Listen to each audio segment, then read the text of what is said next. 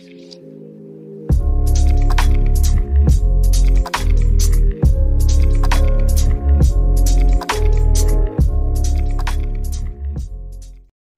bismillahirrahmanirrahim. Assalamualaikum warahmatullahi wabarakatuh. Raditu billahi robba wa bil islami dina wa bi muhammadin nabiyya wa rasula. Rabbi shrah li sadri wa yassir li amri wahlul 'uqdatam min lisani yafqahu qawli. Puji syukur kita haturkan kehadirat Allah Subhanahu wa taala yang telah memberikan kita nikmat sehat sehingga kita bisa membuat video presentasi pada kali ini. Salawat serta salam tak lupa pula kita curahkan kepada junjungan Nabi kita Muhammad Sallallahu Alaihi Wasallam yang telah membawa kita dari alam yang dari zaman yang penuh dengan kebodohan menuju alam yang penuh dengan ilmu pengetahuan. Saya sebagai moderator ingin membacakan susunan diskusi kita pada video kali ini. Yang pertama yaitu pembukaan, yang kedua yaitu pembacaan materi, yang terakhir itu penutup. Baik. Kita langsung ke acara pertama yaitu pembukaan. Izinkan saya sebagai moderator membuka acara ini dengan melafazkan al-basmalah. Bismillahirrahmanirrahim. Baik, kita beralih ke acara kedua yaitu pembacaan materi. Untuk pemateri pertama, kedua dan seterusnya, waktu dan tempat dipersilahkan. Baik, saya akan membawakan materi tentang presentasi ilmiah. Presentasi ilmiah merupakan kegiatan yang lazim dilakukan dalam dunia ilmiah. Kegiatan ini berfungsi untuk menyebarkan informasi ilmiah. Agar presentasi ilmiah dapat berjalan dengan efektif, ada kiat-kiat yang perlu diterapkan, yakni menarik minat dan perhatian peserta, menjaga agar presentasi tetap fokus pada masalah yang dibahas, menjaga etika ketika tampil di depan forum ilmiah, untuk menarik minat dan perhatian pada topik atau pembahasan yang dibahas. Seorang penyaji dapat menggunakan media yang menarik, media yang visual seperti gambar dengan warna yang menarik, ilustrasi, dan lain sebagainya. Tata cara dan etika presentasi ilmiah. Penyaji. Pertama, penyaji perlu memberikan informasi kepada peserta secara memadai. Kedua, penyaji menyajikan bahan dalam waktu yang tersedia.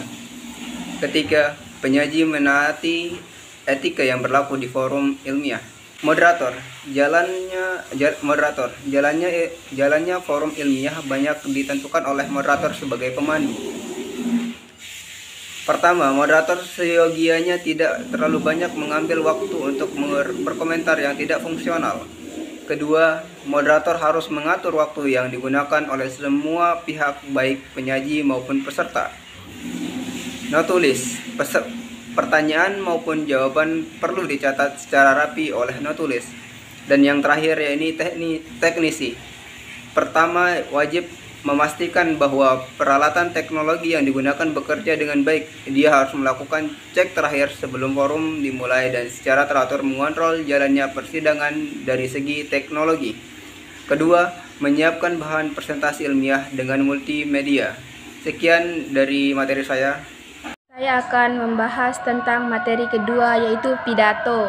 Yang pertama, pengertian pidato. Pidato merupakan kegiatan berbicara di depan orang banyak untuk menyampaikan suatu tujuan atau gagasan, pikiran atau informasi dari pembicara kepada orang lain dengan cara lisan. Melakukan pidato ini berhubungan dengan retorika, yaitu seni menggunakan bahasa dengan efektif yang diartikan juga sebagai seni membujuk atau mempengaruhi orang banyak.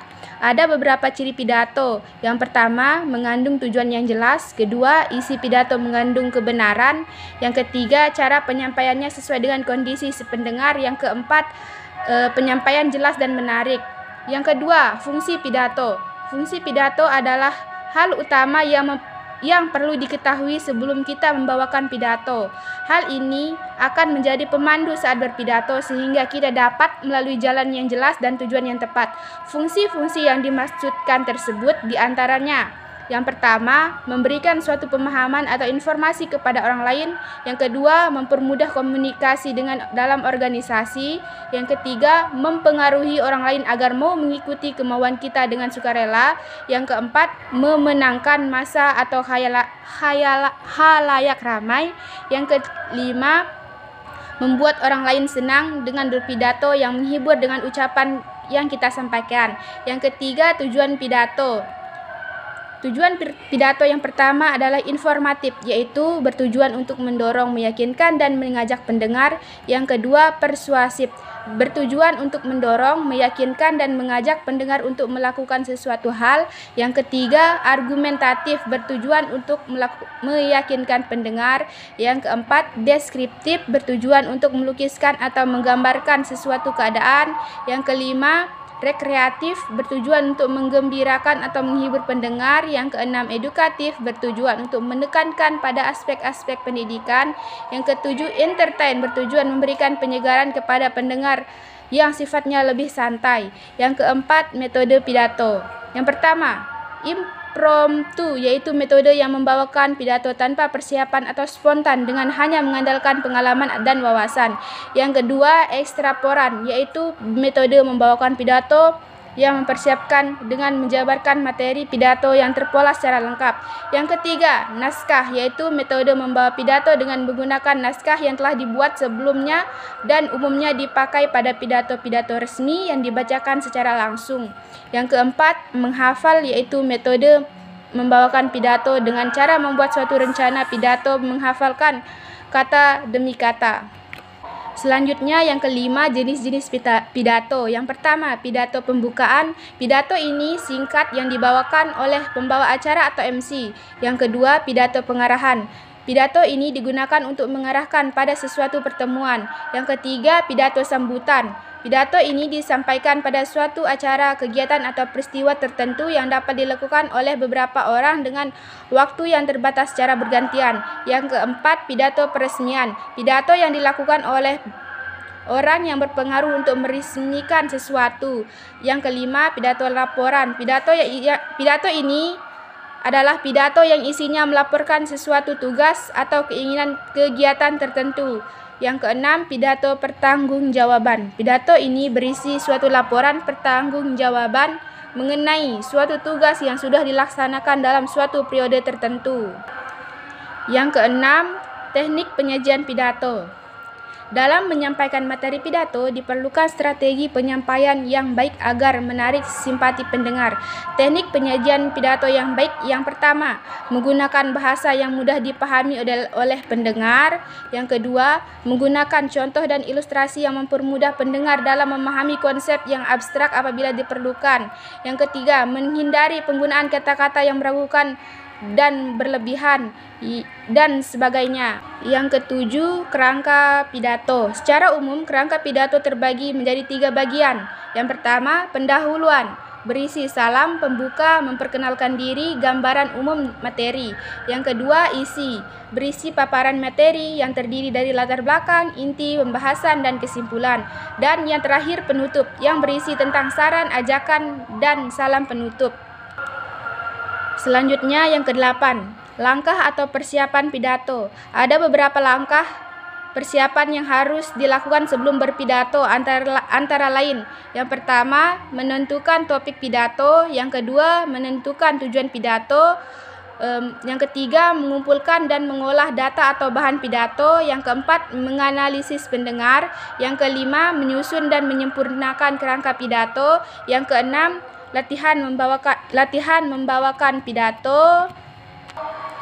Selanjutnya yang kesembilan, kesalahan saat berpidato. Ada beberapa kesalahan yang sering terjadi saat berpidato, antara lain. Yang pertama, kesalahan dalam penampilan dan sikap yang meliputi A. Penampilan yang tidak semangat. B. Kurang ada mata dengan pendengar. C. Hanya mengarahkan mata dan perhatian pada satu titik atau tempat di dalam ruangan. D. Gerak-gerak yang tidak terkontrol. E. Tangan dimasukkan ke dalam saku dan sebagainya. Yang kedua, kesalahan dalam berbicara meliputi A. Terlalu banyak mengulang. B. Tempo bicara yang terlalu cepat. C. Suara yang monoton, tidak ada tinggi rendah. D. Terlalu banyak bunyi-bunyian yang mengganggu sebagai tanda tidak menguasai materi pidato. E. Penggunaan dan penerapan kata-kata yang salah. Baik, yang ke-10, etika berpidato. Ada beberapa etika yang harus diperhatikan saat berpidato. Yang pertama, etika berpidato di depan umum meliputi yang pertama, mengenakan pakaian yang sesuai dengan suasana pertemuan rapi, bersih, dan sopan. Kedua, tampil dengan bersahaja, sopan dan rendah hati. Yang ketiga, menyisipkan beberapa humor segar dalam pidato. Yang kedua, etika berpidato di depan pejabat. Yang pertama, menghilangkan rasa rendah diri. Yang kedua, jangan tampil seolah-olah menggurui, sikap lebih tahu, dan lain-lain. Yang ketiga, etika berpidato di depan pemuka agama. Yang pertama, jangan mengeluarkan kata-kata yang dapat menyinggung umat agama. Yang kedua, jangan ada nada merendahkan atau memuji agama tertentu. Selanjutnya, etika berpidato di depan para wanita. Yang pertama, bila pembicara seorang laki-laki, hati-hati jangan sampai menyinggung harkat dan martabat wanita. Yang kedua, menggunakan istilah-istilah yang tepat seperti ibu-ibu atau saudari sekalian. Yang ketiga, hindari kata-kata kasar, kurang senonoh, dan kurang sopan. Selanjutnya, yang kelima, etika berpidato di depan pemuda atau mahasiswa. Yang pertama, pidato harus mengutamakan penalaran yang berkaitan dengan dunia anak-anak muda. Yang kedua, jangan mengeluarkan kata-kata yang bersifat menentang. Selanjutnya, ke-11, teknik berbicara dalam berpidato. Yang pertama, intonasi.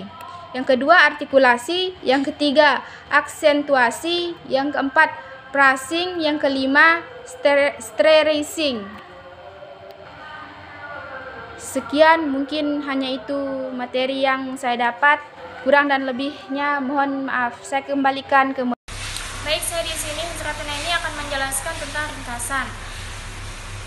Ringkasan memiliki banyak pengertian, di antaranya ringkasan precis yang berarti memotong atau memangkas adalah suatu cara yang efektif untuk menyajikan suatu karangan yang panjang dalam bentuk yang singkat. Sedangkan menurut ASMI 2004, ringkasan merupakan penyajian singkat dari suatu karangan asli. Sedangkan perbandingan bagian atau bab dari karangan asli secara profesional tetap dipertahankan dalam bentuk yang singkat. 2. Rangkuman atau ikhtisar merupakan hasil kegiatan merangkum. Rangkuman atau ikhtisar dapat diartikan sebagai suatu hasil merangkum suatu tulisan atau pembicaraan menjadi suatu uraian yang lebih singkat dengan perbandingan secara profesional antara bagian yang dirangkum dengan rangkumannya. B. Tujuan pembuatan ringkasan. Tujuan pembuatan ringkasan adalah dibuat untuk memendekkan sebuah karangan yang panjang. Seseorang yang akan membuat ringkasan dan rangkuman atau ikhtisar harus memilah dan memilih mana gagasan utama dan mana gagasan tambahan. C. Cara membuat ringkasan dan rangkuman atau ikhtisar. Bagi mereka yang sudah terbiasa dalam membuat ringkasan dan rangkuman atau biasanya tahu cara membuat ringkasan dan rangkuman yang baik. Tetapi di samping itu perlu untuk memberikan beberapa patokan sebagai pegangan, khususnya bagi mereka yang belum pernah melakukan itu atau baru untuk memulainya. Tata cara membuat ringkasan sebagai berikut. 1. Membaca naskah. Langkah pertama yang harus dilakukan oleh pembaca ringkasan adalah membaca naskah asli. Yang kedua, mencatat gagasan utama. Pencatatan gagasan utama dimaksudkan untuk pencatatan bagian yang penting-penting. Gagasan utama juga dapat berupa inti bacaan. Jadi pencatatan gagasan utama itu bertujuan untuk A. Mengendalikan pikiran pembaca dalam menulis ringkasan, dan 2. Memilah hal-hal yang penting dan tidak penting. 3. Mengadakan reproduksi. Penulis ringkasan itu dapat dilakukan setelah melalui 2 tahap pertama. Penulisan itu didasarkan urutan yang terdapat pada sumber asli atau karangan aslinya. Dalam tulisan ringkasan ini, kalimat-kalimat tulisan asli harus dihindari dan kalimat yang dipakai harus kalimat penulis ringkasan itu sendiri. Ringkasan yang dihasilkan itu sebaiknya memakai kalimat yang pendek-pendek. Ringkasan tidak boleh diisi dengan interpretasi sendiri dan orang yang meringkas tidak dapat menandakan gagasan sendiri dalam ringkasannya. Jika tidak, sebuah ringkasan tersebut tidak bisa dikatakan ringkasan, melainkan sebuah opini. Ini sekian dari saya, terima kasih. Baiklah, saya akan menjelaskan tentang resensi. Resensi adalah Resensi adalah suatu tulisan atau ulasan yang mengenai nilai suatu hasil karya atau buku seseorang. Resensi juga dapat dilakukan pada hasil karya-karya lain seperti karya seni, film, maupun drama yang dipaparkan melalui media massa maupun di media elektronik. Menulis resensi berarti menulis tentang kelebihan dan kekurangan serta sejumlah informasi tentang sebuah buku. Informasi tersebut disampaikan kepada pembaca dan masyarakat. Tujuan resensi adalah memberi informasi kepada pembaca akan kehadiran suatu buku, apakah ada hal yang baru dan penting atau hanya sekedar mengubah buku yang sudah ada. Tujuan resensi pertama, membuat pembaca yang belum kesempatan baca buku yang dimaksud, karena kebanyakan buku yang diresensi banyak buku baru. Kedua, dengan adanya resensi, pembaca bisa mengetahui gambar dan penilaian umum terhadap sebuah buku. Ketiga, mengetahui kelemahan dan kelebihan buku yang diresensi. Fungsi menulis resensi. Yang pertama, landasan filosofi penulis. Penulis resensi harus memahami sepenuhnya tujuan dari pengarang aslinya, dan penulis resensi harus menyadari sepenuhnya apa maksud menulis resensi tersebut. Untuk mengetahui hal tersebut, penulis resensi perlu mengkaji landasan filosofi yang dijadikan dasar tulisan.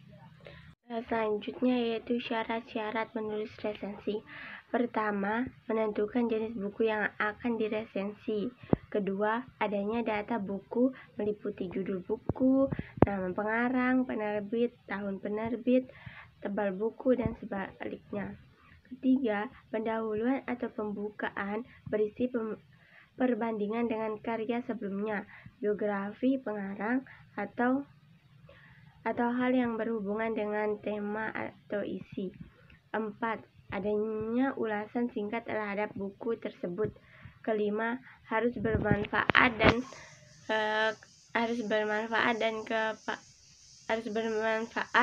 kepada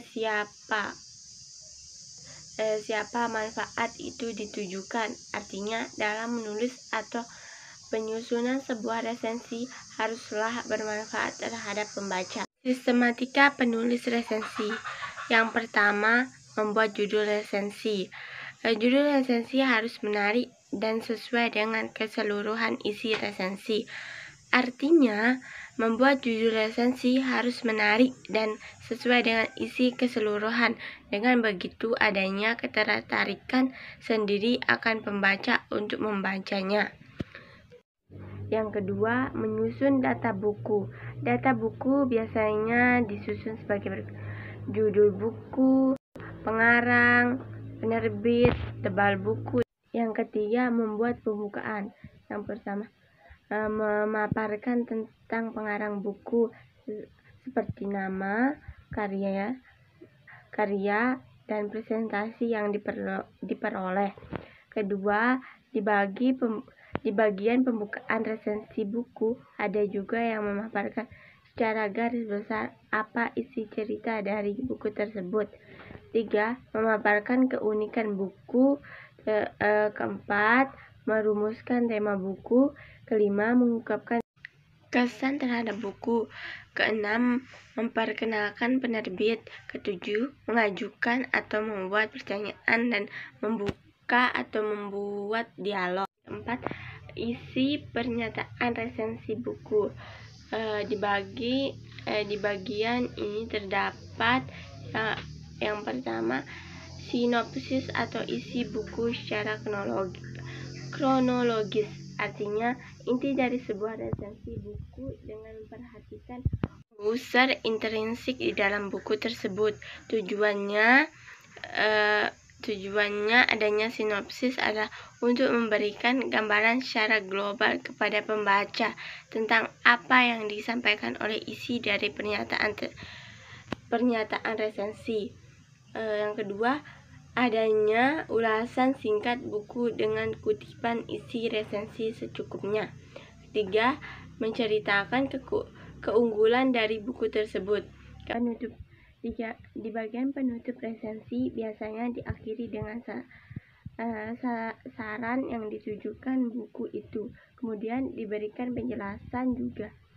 Apakah memang buku itu cocok untuk sasaran yang dituju oleh pengarang kepada pembaca atau tidak. Dan pembaca dapat mengkritik dan memberikan saran dengan alasan yang logis kepada pengarang pembuat buku. Yang terakhir ialah tahapan penulis resensi. Yang pertama, tahapan persiapan. Di dalam tahapan persiapan yang harus dilakukan ialah memilih jenis buku yang akan diresensi. Buku yang diresensi adalah buku baru, membuat anatomi buku. Anatomi buku merupakan bagian dari perlengkapan buku tersebut. Yang kedua, tahapan pengerjaan. Dalam tahapan pengerjaan meliputi yang pertama, sebelum membuat resensi terlebih dahulu, bacalah buku yang akan diresensi dengan detail dan mencatat hal-hal yang penting di dalamnya.